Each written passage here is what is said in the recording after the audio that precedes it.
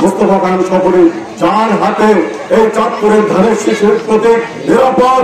চাঁদপুর জেলা রাজনীতির যে সততা মোস্তফা খান সফরের আছে,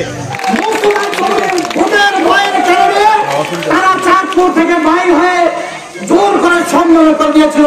জাতীয় সংসদ নির্বাচনে আপনারা যেমন আপনাদের সেই যোগ্য পছন্দনীয় প্রার্থীকে সমর্থন দেবেন, তেমনি যারা লুটেরা শ্রেণী হুন্ডি ব্যবসায়ী হয়ে আজকে অন্তর্ভুক্ত হতে চায় তাদেরকে দূরে রাখতে হবে, তাদের থেকে দূরে থাকতে হবে। চাঁদপুর সদর উপজেলার ১ নং বিষ্ণুপুর ইউনিয়ন বিএনপি এবং অঙ্গ সহযোগী সংগঠনের আয়োজনে দোয়া ও ইফতার মাহফিল অনুষ্ঠিত হয়েছে। ২১শে মার্চ শুক্রবার চাঁদপুর সদর উপজেলার বিষ্ণুপুর ইউনিয়নের উত্তর পশ্চিম বিষ্ণুপুর ঈদগাহ মাঠে এই ইফতার মাহফিলের আয়োজন করা হয়। অনুষ্ঠানে বিষ্ণুপুর ইউনিয়ন বিএনপি ও অঙ্গ সহযোগী সংগঠনের নেতা কর্মী সহ এলাকার রোজাদার ধর্মপ্রাণ মুসল্লিরা অংশগ্রহণ করেন। অনুষ্ঠানে প্রধান অতিথির বক্তব্য রাখেন বাংলাদেশ জাতীয়তাবাদী দল বিএনপির কেন্দ্রীয় নির্বাহী কমিটির সদস্য এবং বাংলাদেশ জাতীয়তাবাদী ছাত্র দলের কেন্দ্রীয় সংসদের সাবেক সহসভাপতি ও যুগ্ম সম্পাদক এবং চাঁদপুর জেলা বিএনপির সাবেক সফল সাংগঠনিক সম্পাদক মোস্তফা খান সফরি, চাঁদপুর জেলা জাসাসের যুগ্ম আহ্বায়ক মোখলেসুর রহমান হাজরার সভাপতিত্বে এবং চাঁদপুর সদর থানা যুবদলের সাবেক যুগ্ম আহ্বায়ক আকাশ খান জিতুর পরিচালনায় অনুষ্ঠানে ইউনিয়ন বিএনপি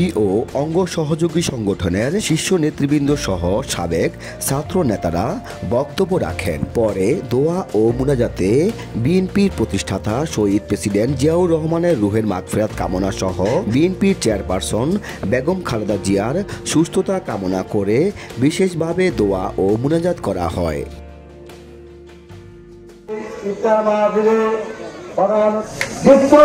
টাকা সম্পত্তির জন্য রাজনীতি করি না, যদি করতাম তাহলে আজকে অর্থনৈতিক ভাবে আপনারা যাদেরকে বান্দির মহাবীর তথাকথিত বলেন, টাকা বলে বলেন, তাদের কাতারে তাদের সারিতে আমার নাম থাকে।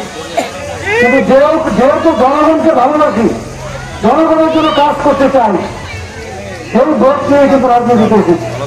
আপনারা যদি মনে করেন যে আপনার পরবর্তী প্রজন্মের জন্য একজন শিক্ষিত মার্জিত ভদ্র অভাবী লোক আমার মতো পার্লামেন্ট মেম্বার হওয়া দরকার, তাহলে আপনারা আমার দয়া করে সমর্থন দেবেন। আপনারা যদি মনে করেন যে আপনাদের এই রাস্তাটা ঢাকার সাথে সংযুক্ত হবে ভিডিও, এইটা আল্লাহকে হাজির লাগিয়ে বলতে পারি, আল্লাহ যদি আমাকে সুযোগ দেয় আমি যারা এরকম করবে না, করতে পারবে না। মেঘনার ভাঙন থেকে আপনাদের রক্ষা করতে হবে। তাহলে আমি দায়িত্ব নিয়ে বলতেছি, এ বিষয়ে মোস্তফা খান সফরের বিকল্প নাই। নিশ্চয়ই সামনে একটি সুযোগ আসবে, আপনাদের সাথে কাজ করার সুযোগ হবে। আমরা একসাথে কাজ করব দেশের জন্য, দেশের মানুষের জন্য। আমাদের সকলের দায়িত্ব আমাদের সমাজটাকে ভালো রাখা,